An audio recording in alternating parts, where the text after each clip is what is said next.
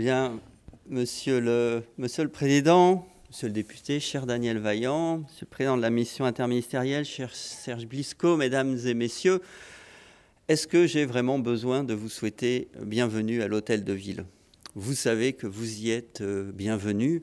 Vous connaissez l'engagement qui est celui d'Anne Hidalgo de longue date sur la thématique qui vous est à juste titre chère et sur laquelle vous travaillez. Un certain nombre d'entre vous se rappellent que lorsqu'elle était première adjointe, elle avait mis en place et animé elle-même le comité parisien de lutte contre les manipulations mentales. Et depuis, la ville de Paris a développé un certain nombre d'actions. Et je dois dire, elle n'aurait pas pu, elle ne pourrait pas mener ces actions sans les associations, parce que votre rôle est essentiel, il est moteur, il est difficile, on peut même dire que souvent il est ingrat, parce que c'est compliqué d'agir, c'est compliqué de sensibiliser, c'est compliqué au-delà de quelques éclats médiatiques de faire comprendre qu'il s'agit d'une problématique certes qui peut paraître souterraine, mais qui sape justement des fondements de notre société, qui sape des individus, qui sape des familles de façon discrète, pernicieuse et tout à fait destructrice pour notre société. Et il faut du courage, il faut de la ténacité pour s'affronter à la question des dérives sectaires, des manipulations mentales.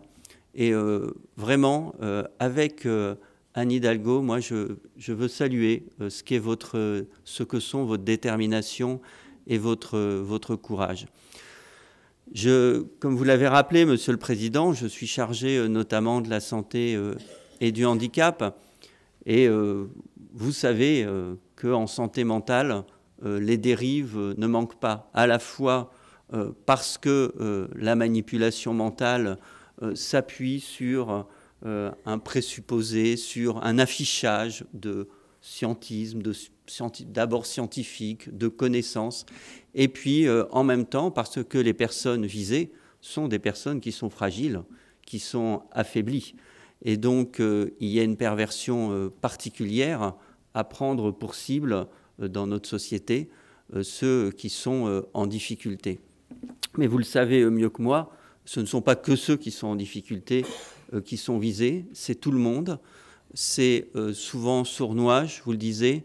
Et récemment encore, je le racontais, pas plus tard qu'il y a une dizaine de jours, j'ai vu une association proche de l'église de Scientologie tenter, vouloir prendre rendez-vous avec moi et avec mon cabinet pour proposer des actions en direction des personnes en situation de handicap.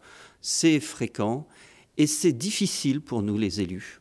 C'est difficile pour nous les élus de repérer et d'arriver à écarter ces démarches qui tentent ainsi de mettre la main sur des individus. Et donc, je le redis, le travail qu'on peut effectuer, notamment avec le comité contre les manipulations mentales et avec votre association, avec la DFI, le travail de formation à destination des agents de la ville, le travail de sensibilisation et d'accompagnement des Parisiens qui sont confrontés à ces difficultés est essentiel. Et d'ailleurs, dans le contrat parisien de prévention et de sécurité que la ville vient d'élaborer, il y a une fiche action que ma collègue Colombe Brossel a particulièrement portée sur une fiche action du contrat qui est consacrée avec un groupe de travail départemental mis en place avec la préfecture de police et des référents au sein de chacune des administrations de la ville. Donc je crois que ce travail partenarial est tout à fait essentiel pour nous permettre d'être plus efficaces. Nous avons besoin de vous, je vous le dis tranquillement, parce que pour les élus, c'est difficile d'avoir le modus operandi, de savoir repérer et de savoir lutter efficacement.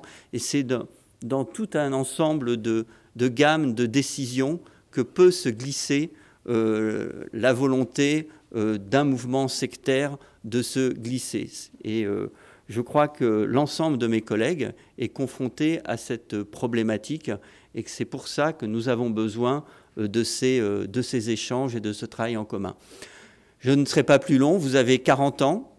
40 ans, c'est un âge qui donne de l'expérience, qui donne du savoir et de la connaissance, c'est important. Mais 40 ans, c'est aussi un âge de dynamisme, c'est un âge où on a l'avenir devant soi. Malheureusement, peut-être, parce que des fois, quand on porte une association comme la DFI, on se dit qu'on préférerait ne pas exister, comme quand on travaille avec les plus précaires, on préférerait que l'objet de notre action n'existe pas, mais c'est la vie.